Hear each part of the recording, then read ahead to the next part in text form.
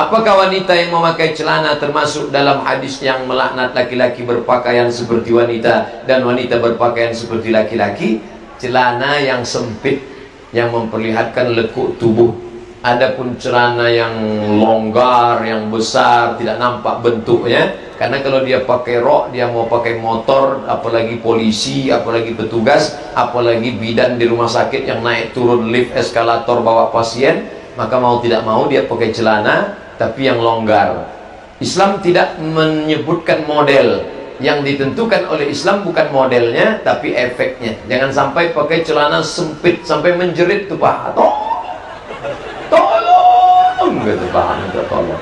Syaratnya pertama tidak sempit, fatfadah artinya longgar. Yang kedua tidak transparan. Jangan dia seperti pembungkus buah tadi. Nah, itu tak boleh. Celana sempit itu di Amerika dipakai untuk senam aerobik di ruangan tertutup. Sampai di tempat kita dipakai di pasar pagi. Banyak tukang ayam salah potong gara-gara itu.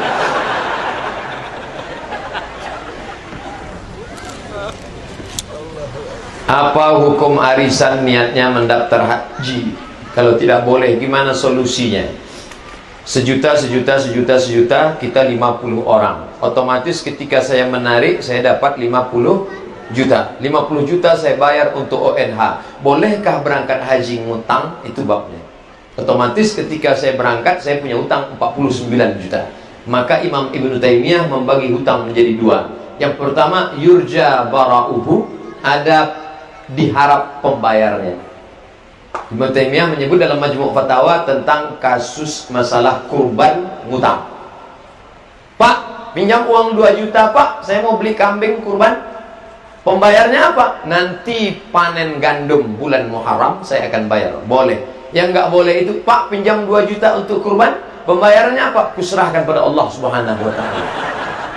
Bapak PNS atau perusahaan swasta BUMN atau punya kos-kosan, ada yang diharapkan pembayarannya, maka bisa. Karena yurja bara'uhu, diharapkan ada pembayarannya. Tapi kalau tidak, la yukallifullahu nafsan illa wus'aha. Tak usah membebani diri. Pintu surga hanya haji saja. Salah. Yang nggak sanggup haji, baca hadis lain. Man shalla itsnatai raka'ah. Siapa yang salat 12 rakaat fil laili wal lailah, sehari fil yaumi wal lailah, sehari semalam, bunyalahu bihinna baitun fil jannah. Bukan sekedar masuk surga, malah dibangunkan satu istana di surga. 2 rakaat sebelum subuh, 4 rakaat sebelum zuhur, 2 rakaat setelah zuhur, 2 rakaat setelah maghrib, 2 rakaat setelah isya. Istiqomah, masuk surga. Masuk masjid bukan cuma dari satu pintu. Pintu kiri, pintu kanan. Malah saya tadi dari pintu belakang. Bisa masuk. Jangan batasi dari satu pintu. Saya Pak Ustaz nggak bisa sholat.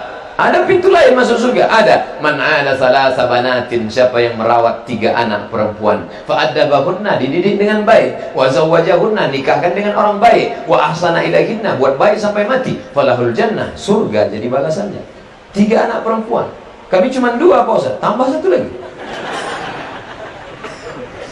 Ustaz, bagaimana cara kita meningkatkan kesabaran apabila kita mendapat ujian sakit, kekurangan harta, agar iman kita semakin kuat? Wasta'inu bis sabri was salah. Minta tolong kepada Allah dengan sabar. Sabar artinya tahan. Jangan caci maki, jangan sumpah serapah, jangan mengutuk nasib. Yang kedua, salat. Usolli sunnatal hajat rak'ataini lillahi ta'ala. Allahu Akbar. Di sujud terakhir mohonkan pada Allah, jangan dilafazkan di mulut, nanti batal salatnya. Kalau bukan bahasa Arab, dalam hati saja. Tolong aku ya Allah, istriku sedang sakit ya Allah, usahaku sedang bangkrut ya Allah, tak ada tempatku mengadu kecuali Engkau ya Allah. Jangan mengadu di dinding wall Facebook. Mark Zuckerberg sudah bolak-balik mengatakan jangan berdoa kepadaku karena aku nggak bisa mengabulkan doa kalian. Tapi orang Islam tetap juga berdoa di dinding wall Facebook. Mintalah mengadu kepada Allah. Yang kedua, unzur man huwa asfala minka, lihat orang yang berada di bawahmu. Kita ini selalu melihat permukaan laut tenang, ternyata di dalam gelombangnya luar biasa. Yang adem ayam tentram, semua orang punya masalah dalam hidup. Dunia ini tempat masalah. Berani hidup, berani ngadapi masalah. Takut ngadapi masalah, jangan hidup. Takut hidup, mati aja. Kalau belum waktunya mati gimana? Pas ngeliat ada keranda lewat, ikut. Pak, boleh saya ikut? Boleh, silakan masuk. Ustaz, saya kerja jadi pengantar anjing berburu dari daerah Jawa ke Sumatera. Untuk satu ekor anjing dapat upah 400.000. Kira-kira uang hasil itu haram atau tidak Pak Ustaz? Anjing 3. Oh, ibu-ibu sudah jawab. Nah, Rasulullah SAW an thamanil kalbi, haram hasil jual beli anjing. Wa mahril baghi, hasil baghi prostitusi. Wa hulwanil kahin, upah dari dukun. Dukun-dukun yang dapat upah maka haram. 3. Tapi anjing ada yang boleh. Pertama, anjing penjaga kebun. Yang kedua, mukallibin, anjing yang sudah dilatih untuk berburu. Maka dia tidak masuk dalam kasus ini. Anjingnya dipakai untuk berburu. Adapun anjing yang bukan penjaga dan bukan berburu, kalau kita pelihara, maniqatana kalban, siapa yang memelihara anjing, bukan anjing berburu, bukan anjing untuk memelihara, menjaga kebun, satu hari amalnya dikurangi sebesar Bukit Uhud. Bukit Uhud itu besarnya 7 km panjangnya, tingginya luar biasa.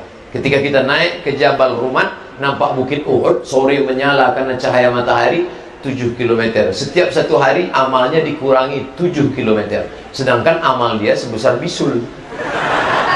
Maka setiap hari amalnya min.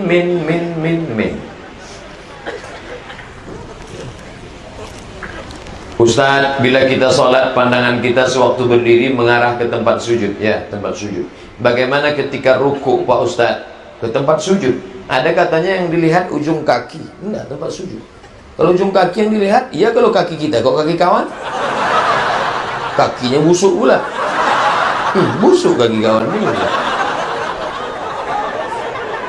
Bila tatapan pandang tempat sujud, artinya posisi kepala agak mendongak. Ya. Karena ketika sujud ruku, kepala tidak terlalu turun seperti sapi ketemu padi, ketika sapi ketemu rumput, tidak pula mendongak seperti kuda jantan mencari kuda betina. Tapi dia begini, tidak terlalu menunduk, pas. Begitu. Andai diletakkan bejana di atas tengkuknya, tidak tumpah. Balik dari sini, ambil mangkok, letakkan tengkuk. Bila tetap pandangan ke tempat sujud, artinya posisi kepala agak mendongak dengan mata agak melotot. Tidak melotot. Sedangkan saya punya sakit vertigo, tak bisa mendongak. Ini an-nadir kal ma'dum. Orang yang jarang karena kasuistik, maka tidak masuk dalam kategori ini. Orang vertigo tidak bisa dibuka matanya, dia harus tetap. Karena kalau dibuka, bugoyang dunianya. Ustaz kok tahu? Saya pernah kena. Saya kena vertigo, menggigil, keringat dingin. Sholat isya 2 rakaat, rakaat ketiga pingsan.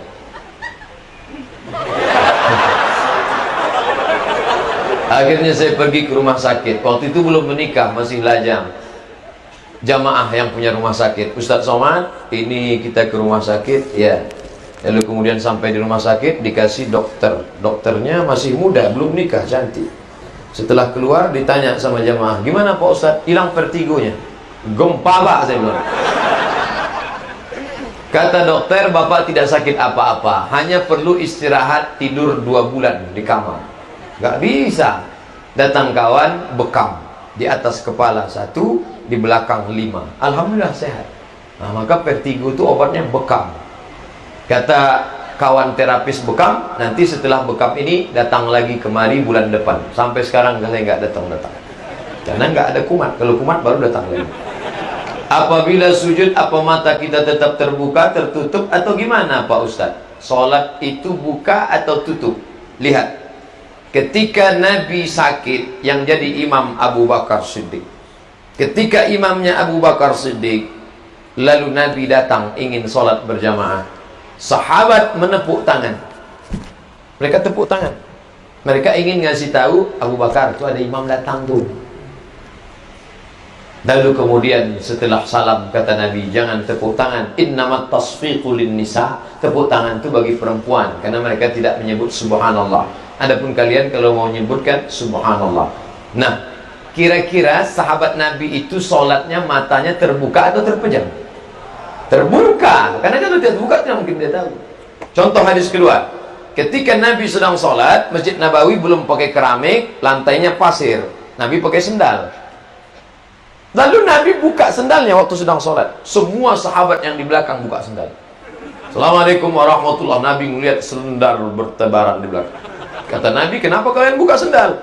Karena kami lihat engkau buka sendal. Kata Nabi, aku buka sendal karena kata Jibril, sendalku ada najis. Kalian enggak ada najis, kenapa dibuka? Pertanyaannya, apakah sahabat waktu itu buka mata atau tutup mata? Buka. Contoh ketiga, uqtulul aswadaini fi shalah. Bunuhlah dua yang hitam ketika kau sedang salat. Allahu akbar. Bunuh dua yang hitam. As-su'ban, ular, wal aqrab, kalajengking. Kira-kira mata terbuka apa tertutup? Terbuka. Kalau tertutup mana nampak? Tutup. Tiba-tiba anaconda muncul. Baik waktu tegak maupun waktu sujud. Bahkan ada dokter buat penelitian, ketika rukuk dan sujud membukakan mata, itu latihan untuk sensor mata. Melihat dari jauh, melihat dari dekat. Maka kornea matanya lebih sehat. Tanya THT, telinga hidung tenggorokan. Salah, dokter mata lah.